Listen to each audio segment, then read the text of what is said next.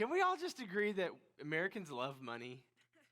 We love money. We love money. We love spending money. We love spending so much that we don't keep it, most of us. I read a CNBC report that said that 63% of Americans since the pandemic have lived paycheck to paycheck. What that means is you get paid, and before you get paid again, you spend all your money. It's a terrible idea, right? We just love spending money. And then even scarier than that, 44% of Americans are living beyond their means. That means you get paid this much every month, but you spend this much every month, which seems impossible, right? Like, if you only make this much, you should only spend this less than that, right? But above your means, there's this little section of money that you're spending. The only way to live above your means is to be in debt and to borrow money. So you're spending more than you make. You are going into debt more and more if you keep living. This may be you this morning. I don't know. Maybe you live well below your means, which would be amazing for all of us. I'll be honest and say I have lived above my means before. And let's just, you may think, you may be here today in debt. We're talking about debt today, by the way. And you may think, it's not that bad. My debt is not that bad. And so let's just kind of look at an average American. You may have less than an average American. You may have more than an average American. Average American pays $609 for a car payment, which just seems astronomical to me. I've never had a car payment that much. Maybe you've had one that's way higher than that. Maybe yours is lower. Maybe you pay cash for all your cars. That'd be awesome too. Average American pays credit card payment of $125. And then the third one, we gave two options because if by the time you're done paying off student loans, you might be paying off some medical debt. So either student loans or medical debt, average of $300. So average American is paying $1,034 to someone else. Over $1,000 a month that you're making, and you're spending not on yourself, but you're spending it to pay someone else. Can we all just agree? Working, not for yourself, but for someone else is dumb. It's dumb to spend the money you make paying somebody else. That's dumb. I'm not talking about if you just have a mortgage and you're paying your mortgage. This is not what I'm talking about. Because the truth is, at the end of the day, you could sell your house. And if you've bought it more than a few months ago, you're going to make a ton of money on your house. So we're not talking about the kind of debt where you can get out of it easily. We're not talking about those of you unicorns who have your credit card and you really do pay it off at the end of every month. And you're dominating the points and the cash back and the miles. But I will tell you, if that is you, you are playing with fire. Because every one of us who gets a credit card, we say this. We say, remember, we're going to pay it off every month. And we're just using it for the miles. And then it becomes, well, we'll just use it in case of an emergency. That's a terrible idea, by the way. If you use your credit card in an emergency, what you're doing is you're putting yourself into debt that you don't know how to pay off, right? It's if it's an emergency, you should have an emergency account. That's why the first step to getting out of debt is not actually putting a bunch of money towards paying off debt. The first step to getting out of debt is having some money so that if you have an emergency, you're not swiping your credit card. So, I'm talking about this I'm a financial wizard. Let me just go ahead and say I'm in debt. I have not paid off all of my consumer debt. We have paid off our credit cards, praise God, but we've also had three credit cards maxed out, and felt very hopeless about debt. And so I'm putting my crap out there. So I hope if you feel this, you're in debt, you have credit card debt, you don't have to hide it. We're all broken people that need help. And so we're going to talk about debt today. We're going to talk about compounding interest.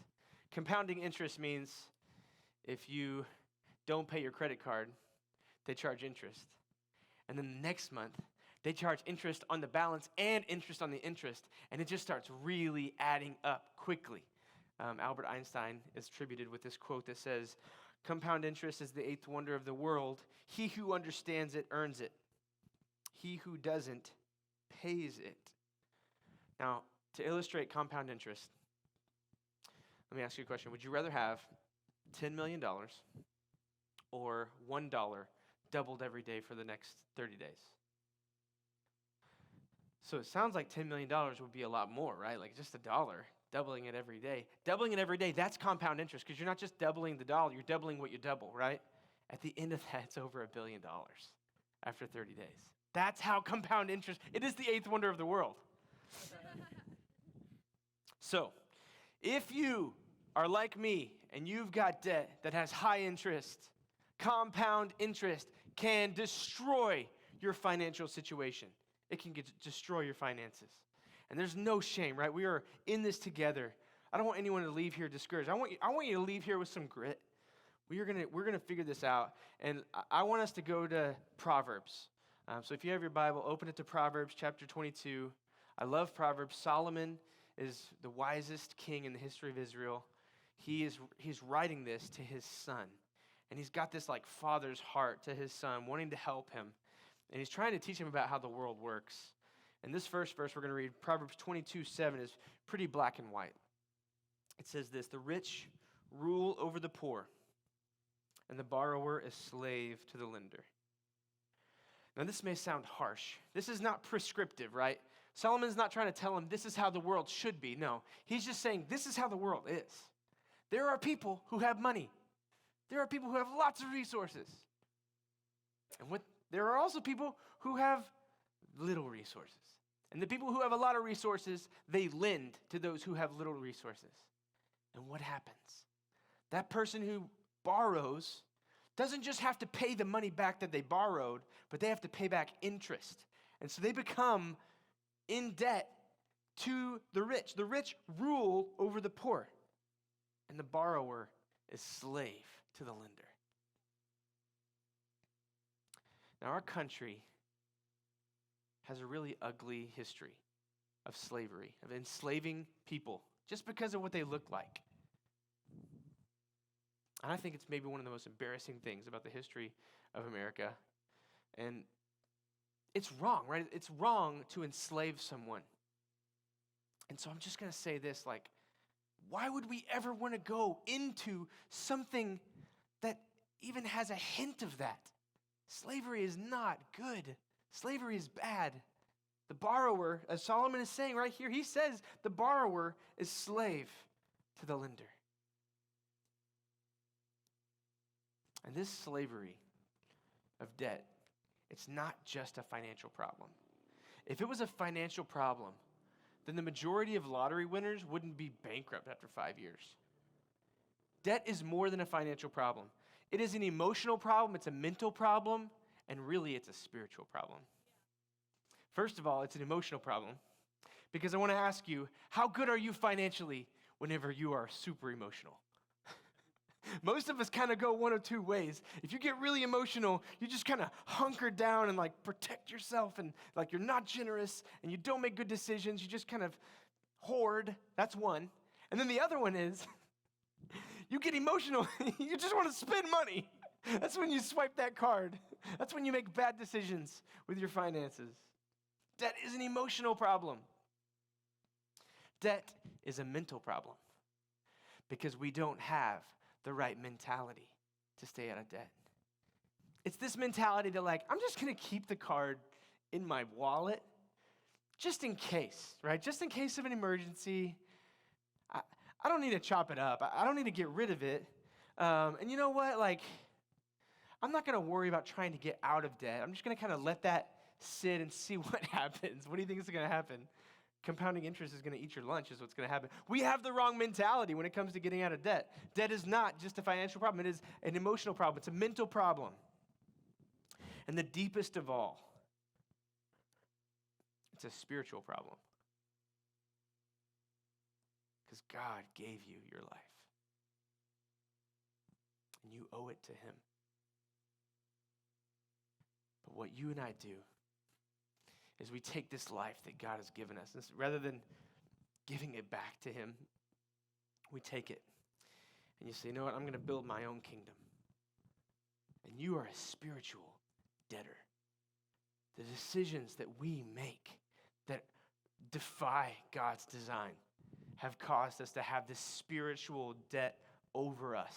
No wonder we're in so much financial debt. We are spiritual debtors. You owe God everything. And the crazy thing is, you can't pay it back. Just let that sit with you for a minute, because as hard and as crushing as it is to be in financial debt, the spiritual debt that you will never be able to pay, you can't pay it back. And if you keep paying attention to this message, I will tell you the solution at the end. But I'm not going to tell you right now. Right now, I'm going to tell you what to do about that financial debt, because there is a solution for that. And that you do have a really big part in that.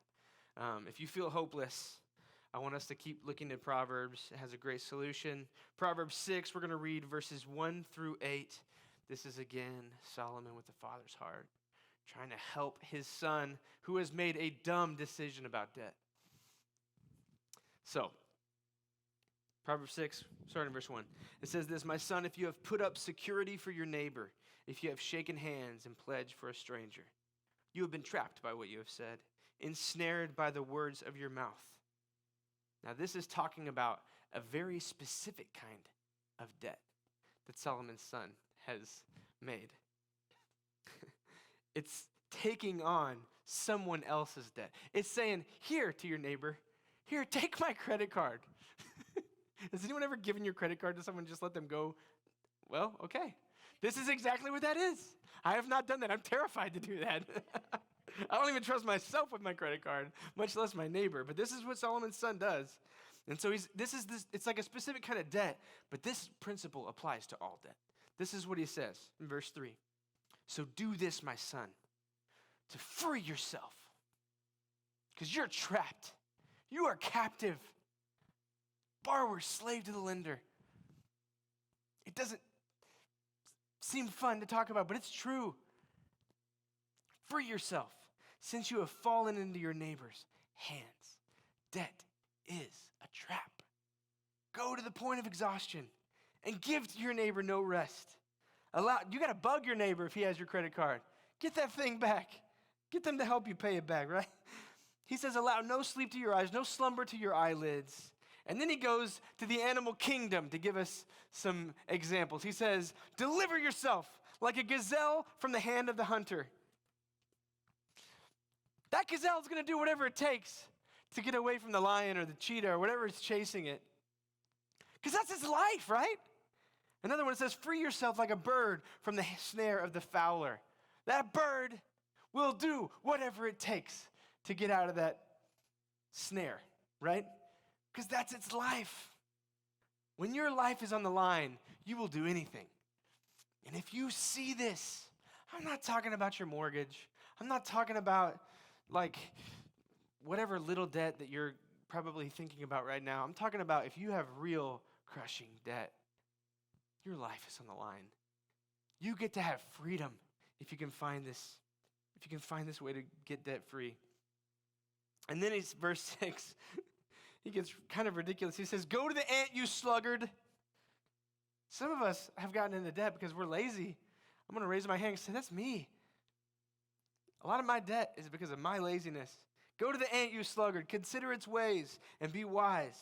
It has no commander, no overseer or ruler. She has prepared her food in summer and gathered her food in harvest. So to get out of debt, you got to change your mentality. It's not a convenience to swipe that card. It is a trap. And you have a real enemy that wants you enslaved, in debt. John 10:10, Jesus says, the thief comes to steal, kill, and destroy. There's a real enemy that wants you enslaved. He wants you in so much debt that it just crushes you. But then Jesus says, but I have come that you would have life and have it to the full.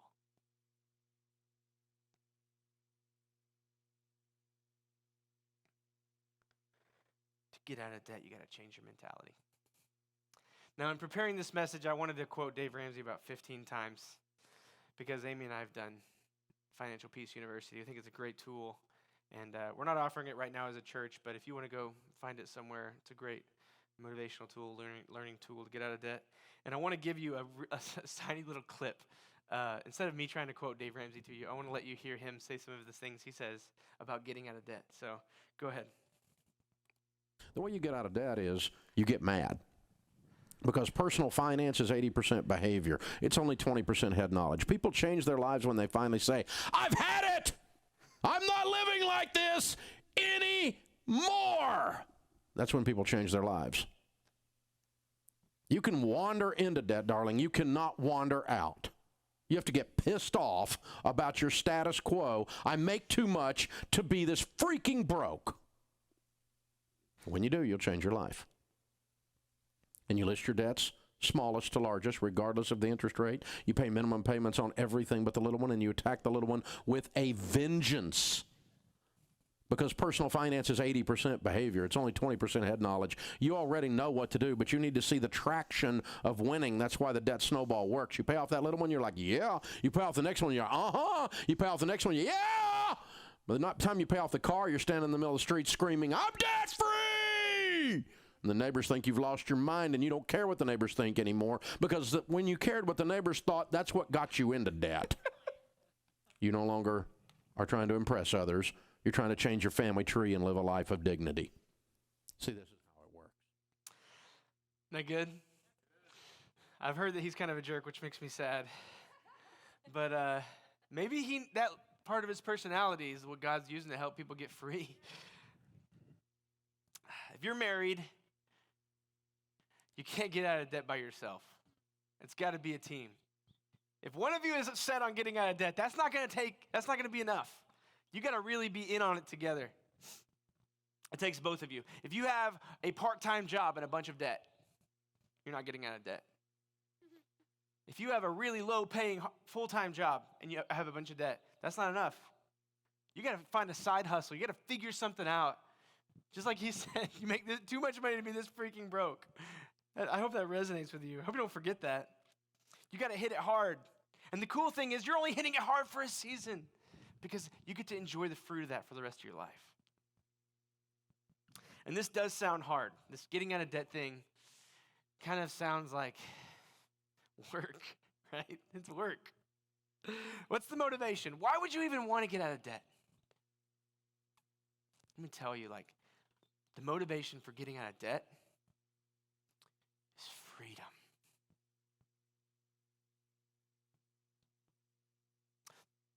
Freedom is better than Disneyland. Getting out of debt doesn't sound better than Disneyland. Getting out of debt doesn't sound better than Disneyland. But freedom is saying, I have the money to actually take my family to Disneyland. And I'm not thinking, how am I going to pay for this the whole time I'm there? That's freedom, right? You have freedom. That's the motivation. What about this? Freedom to go wherever God is calling you. If God called you to a third world country right now to go and do ministry, would you be able to drop everything and go? Or would you have to get out of debt first? What if you were free to go wherever God was calling you? And I know this feels heavy. And I know it feels like if you're behind on this, it just feels like you're so far behind. But let me tell you, God loves a comeback. God loves a comeback. And if it feels impossible, good. Because it's when he does something impossible, only he can get the credit for it. And when he empowers your efforts, when you start getting out of debt, when you get the ball going, when you start, it's like you have this supernatural energy helping you.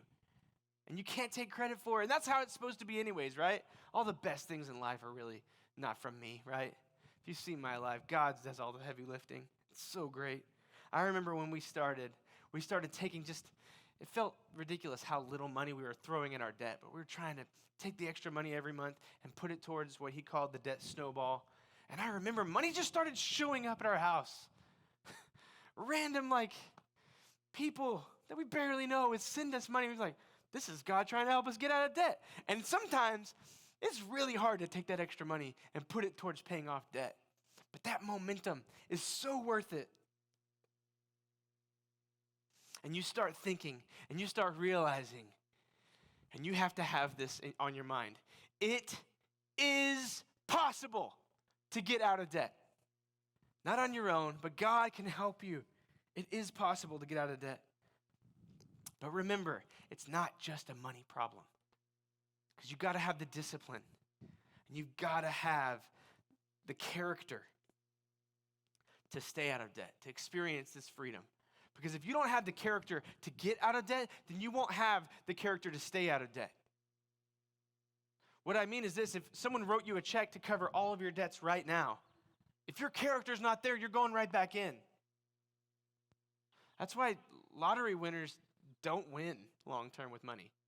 They could, but they don't. Because it's a character thing. And of course it would be like that, right? Of course, God is not after your money. God is not after your behavior. God is after your heart. Because at the end of the day, he's the one you owe.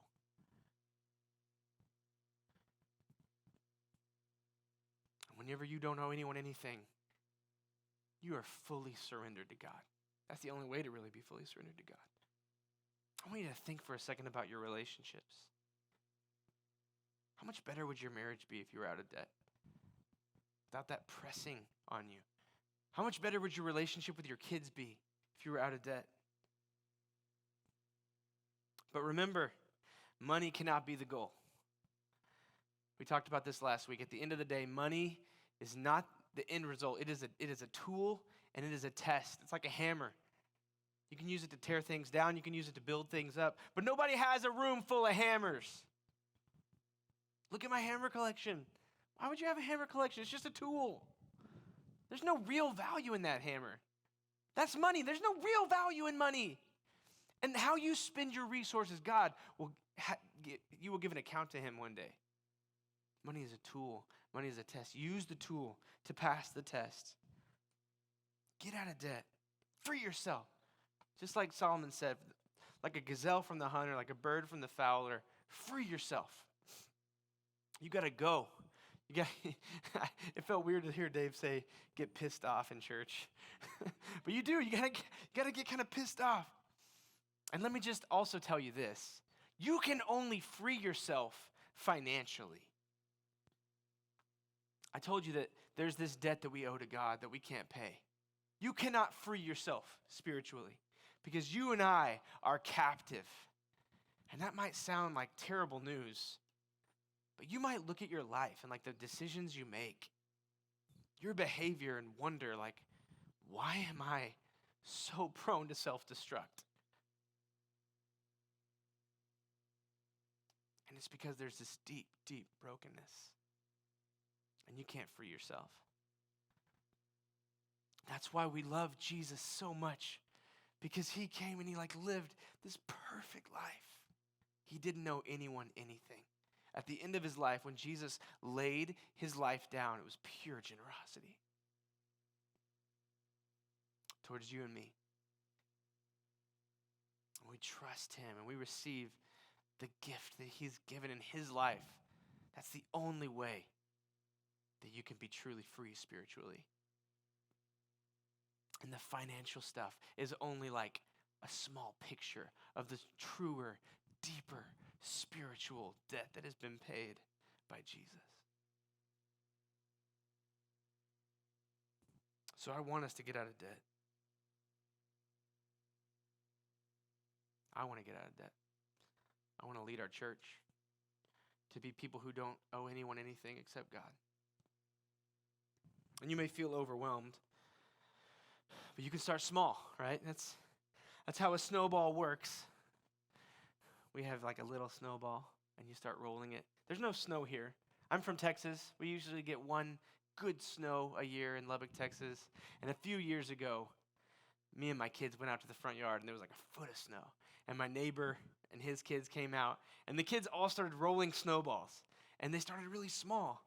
And every roll, what happens? It just picks up a little bit of snow. And at one point, the kids couldn't even push the snowballs because they were so heavy.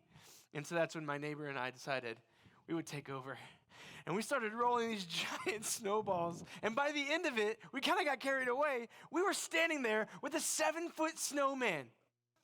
Is there a picture of it? It's okay if there's not. I thought there was a picture.